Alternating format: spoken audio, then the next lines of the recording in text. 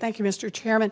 So, Mr. Runcie, in January, the Government Accountability Office released a report on the cost of operating the federal student loan program. And the report calculated that the break-even interest rate on student loans, that is the interest rate necessary to cover the cost of the program without making a profit, for the upcoming student loans would be about 2.5%.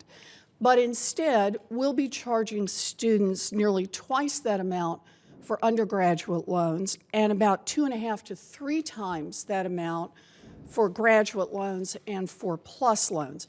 Now, the GAO acknowledged this is only an estimate, and estimates can change, but that is the best estimate we have. At least twice as much, we'll be charging at least twice as much as we need to charge to cover the costs of the loans. So when we set interest rates higher than we need to cover the costs, that generates revenue for the government.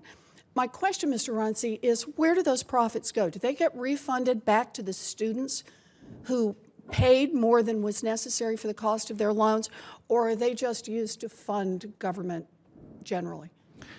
Senator Warren, they do not, they're used to fund government generally. They do not come back specifically into the program. All right. Yeah. So that's the key point I wanted to make here. We're charging more interest than we need to run the student loan program, and there's no mechanism to refund that money to the students.